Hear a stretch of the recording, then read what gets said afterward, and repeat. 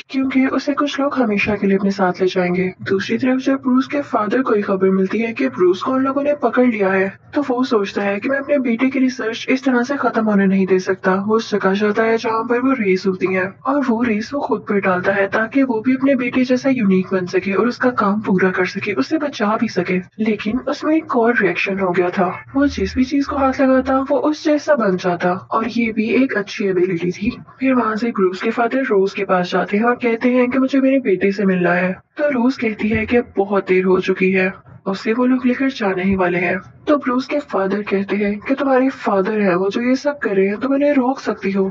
तो रोज कहती है कि नहीं, मैं उन्हें नहीं रोक सकती, और आप मुझसे ऐसा क्यों कह रहे हैं जबकि सारी गलती आपकी है। तो ब्रूस के फादर कहते हैं कि मेरी गलती, ये तो उसमें डीएनए के जरिए आया है, और मैं चाहता था कि ऐसा ना हो। मैंने क्या क्या नहीं किया इसको खत्म करने के लिए, और अभी तो मैं आप लोगों की भलाई चाह रहा हूँ ना। गलती तो तुम्हारे फादर की है जिसने मेरे प्रोजेक्ट को बंद कर दिया, वरना आज तक मैं उसकी रेमेडी, उसका क्योर ढूंढ चुका होता। वो रोज को बताता है कि हाँ, मुझसे जो गलती हुई मैं उसको मानता हूँ। मुझे जब पता चला कि मेरा बेटा ब्रूस बड़ा होकर दुनिया के लिए खतरा होगा, तो मैं इसे मारने के लिए आगे बढ़ा था। लेकिन तब मेरी वाइफ बीच में आ गई और वो चाकू उससे लग गया, जिसकी वजह से वो मर गई। दूसरी तरफ हम देखते हैं कि ब्रूस पर जुल्म हो रहा होता है। वो लोग उसको इलेक्ट्रिकल शॉक्स दे रहे होते हैं ताकि उसको गुस्सा आए और वो हल्क बन जाए, क्योंकि वो लोग ये चाहते थे कि जब वो हल्क बने तो उसकी स्किन उतार ले और उसके डीएनए से और भी कई सारा हल्क्स बनाए, जिससे वो अपना फायदा उठा सके। लेकिन ब्रूस खुद को गुस्सा नहीं दिलाता। वो कहता है कुछ भी हो जाए मैं हल्क नहीं बनूंगा ताकि ये लोग मेरा यूज न कर सके। लेकिन उसे इतना टॉर्चर किया जाता है कि वो बेचारा बेहोश हो जाता है, और फिर उसे एक पानी के टैंक में रख दिया जाता है। वहाँ पर उसे कुछ विजन्स आने लगते हैं कि जब वो काफी छोटा था तो उसके फादर उसे किस तरह से मॉन्स्टर समझकर मारने लगे थे, और इसी वजह से उसकी मदर की भी डेथ हो गई। ये सब याद करके उसे गुस्सा आने लगता है, जिसकी वजह से वो फाइनली यहाँ पर हल्क बन जाता है और वो उस ग्लास को तोड़ के बाहर आ जाता है।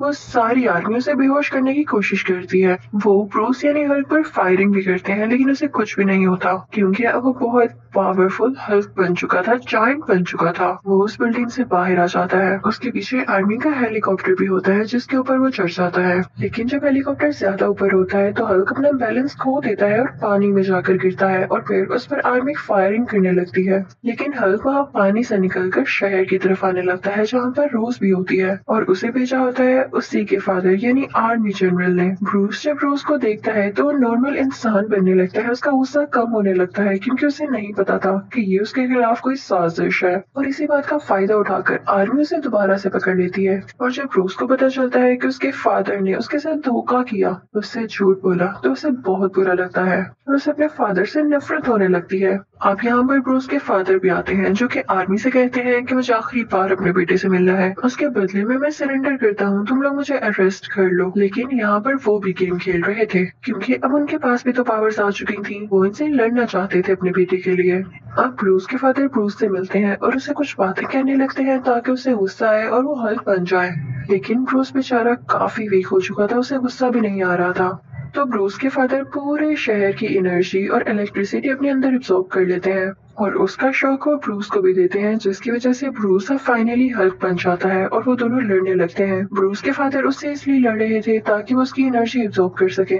तो हल्क अपने फादर से कहता है कि ले ले, आप सारी ले ले एनर्जी मेरी, और इसी के साथ वो उन्हें अपनी एनर्जी देने लगता है। लेकिन वो इतनी ज्यादा होती है कि ब्रूस के फादर उसको कंट्रोल ही नहीं कर पाते और कहते हैं कि नहीं, रहने दो, तुम ही हो जो इसको कंट्रोल कर सकते हो। और अब हम देखते हैं कि आर्मी उन पर बॉम्ब फेंक देती है, जिसकी वजह से उन दोनों की डेथ हो जाती है। अब एक साल गुजर जाता है और रोज को उसके फादर की कॉल आती है कि अगर तुम्हें ब्रूस कहीं भी नजर आए हल्क की फॉर्म में तो तुम मुझे जरूर बताना। बेशक सारे लोग कहते हैं कि वो मर चुका है, लेकिन मुझे अभी भी लगता है कि वो जिंदा है। तो रोज कहती है कि नहीं, मैं आपको कभी भी नहीं बताऊंगी, और मैं खुद भी यही चाहती हूँ कि मैं उसे कभी याद न करूँ, वरना वो याद बन के दोबारा मेरे पास आ जाएगा। लेकिन इस पार्ट 1 के एंड में हम ये देखते हैं कि ब्रूस अभी भी जिंदा है और जंगल में कुछ लोगों का इलाज कर रहा होता है, और उसने अपने गुस्से पर काबू पाना भी काफी हद तक सीख लिया था। इसीलिए तो कोई इसे पहचान नहीं पाया था कि हल्क जिंदा है या मर गया।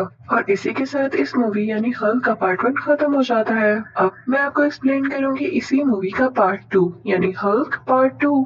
अब पार्ट 2 शुरू होते ही हम देखते हैं कि ब्रूस किसी और मुल्क में चला गया है और वहाँ की लैब में है, क्योंकि उसे रोज ने कॉल करके कहा होता है कि मैं तुम्हारा इलाज कर सकती हूँ, तुम इस लैब में आ जाओ। अब इस लैब में इस पर एक्सपेरिमेंट किया जाता है ताकि ये ठीक हो सके, हमेशा के लिए ब्रूस ही रह सके। लेकिन वो एक्सपेरिमेंट फेल हो जाता है और ब्रूस हल्क बन जाता है। उसे बहुत गुस्सा आता है कि ये कैसा मजाक है। वो सबको मार कर इंजर्ड करके वहाँ से आ जाता है और अब किसी और मुल्क में चला जाता है। और अपनी इस गुस्से वाली आदत पर काबू पाने के लिए वो योगा क्लासेस ज्वाइन कर लेता है और साथ ही साथ वो ये भी ट्राई कर रहा होता है कि वो खुद को ठीक कर सके और हमेशा के लिए ब्रूस ही रह सके, हल्क कभी भी ना बने। अब ब्रूस जिस कंपनी में काम किया करता था वो बॉटल्स बनाती थी। एक दिन काम करते हुए उसका हाथ कट जाता है और उसका खून एक बोतल पर आकर गिरता है।